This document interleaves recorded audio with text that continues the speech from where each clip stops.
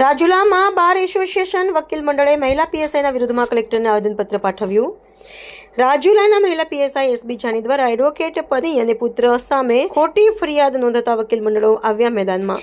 Rajula police સ્ટેશનમાં મહિલા PSI SB Jani traffic checking દરમિયાન એડવોકેટના પત્ની અને પુત્રી સાથે કર્યું હતું ગેરવર્તન। મહિલા પીએસઆઈએ ગેરવર્તન કરતા વકીલ મંડળમાં ભારે રોષ ભભૂક્યો।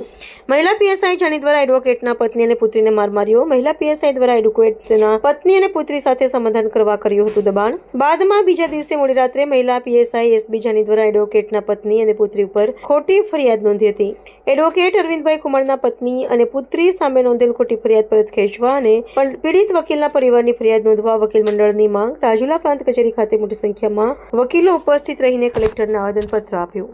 અમારા રાજુલા બારના એડવોકેટ અરવિંદભાઈ ખુમાણના પત્ની દવા લેવા રાજુલા હોસ્પિટલે જતા હતા અને અરવિંદભાઈ પણ બીમાર હોય, એમની પણ દવા લેવાની હતી। તેઓ પથારીવશ છે એટલે એમની દવા પણ લેવાની હતી। એ સમયે અરવિંદભાઈના દીકરી મોટરસાઇકલ ચલાવતા હતા। અમને એમના મિસિસ જે પોતે બીપી અને ડાયાબિટીસના પેશન્ટ છે, તેઓ દવાખાને જતા હતા। તે સમયે રાજુલા બસ સ્ટેન્ડ પાસે રાજુલા પોલીસ સ્ટેશનના મહિલા પીએસઆઈ જાની મેડમે તેમને રોકે છે અને એમને માર મારે છે। હાથ પર વર્ષાબેનને વાગેલ છે, ખભા પર અરવિંદભાઈની દીકરીને મારેલ છે અને જેવું આરોપી સામે વર્તન કરે કે કોઈ મોટા ગુનેગાર સામે વર્તન કરે તેવું વર્તન કરી જાહેરમાં અપમાનિત કરી તેમનો મોબાઈલ તોડી નાખેલ।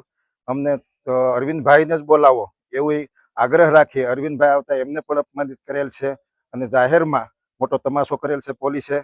અને ત્યાર પછી અરવિંદભાઈના મિસિસને વાગેલ હોય તેઓ દવાખાને દાખલ હતા ત્યારે 20 જેટલા પોલીસ અને મહિલા પોલીસ આવી અને સતત દબાણ કર્યું રાત્રે 12 વાગ્યા સુધી।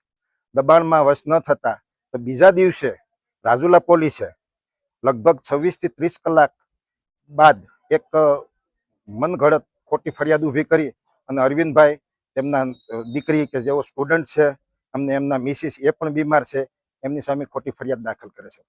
રાજુલા પોલીસે એક અમાનવીય કૃત્ય કરેલ છે અને જે બીમાર છે એમની સામે પણ એમની સંવેદના એને રાખેલ નથી અને એમને પણ ત્રાસ આપેલ છે, સમાધાન કરવા પણ ત્રાસ આપેલ છે। આજ દિવસ સુધી અરવિંદભાઈ કુમારની કે એમના મિસિસની ફરિયાદ પણ નોંધેલ નથી। આ રાજુલા પોલીસ એ આવા આમ જનતા અને શાંતિપ્રિય લોકો ઉપર અત્યાચાર ગુજારે છે। રાજુલામાં ખુલ્લેઆમ દારૂ વેચાય છે, ખુલ્લેઆમ ઓવરલોડિંગ અને એમાં પણ રોયલ્ટી ચોરીવાળા ટ્રક, ટ્રેક્ટર, વાહનો તમામ બદીઓ અમરેલી જિલ્લામાં વધુમાં વધુ રાજુલામાં હોય તેઓ સામે પોલીસ કોઈ કડક કાર્યવાહી કરતી નથી।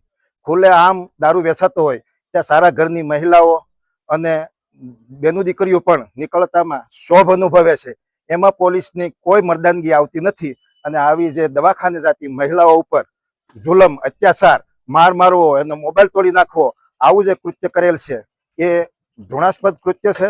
એની સામે અમે આવેદનપત્ર આજ આપીએ છીએ રાજુલા બાર એસોસિએશનના તમામ વકીલો અને અમારી એવી માંગણી છે કે અરવિંદભાઈની ફરિયાદ જે નોંધવામાં નથી આવી ઈરાદાપૂર્વક પોલીસે એ ફરિયાદ નોંધવામાં આવે અને ખોટી ફરિયાદ છે એ સરકાર પરત ખેંચે એવી માંગણી સાથે અમે સરકારશ્રીને આવેદનપત્ર નાયબ કલેક્ટર સાહેબ મારફત મોકલેલ છે।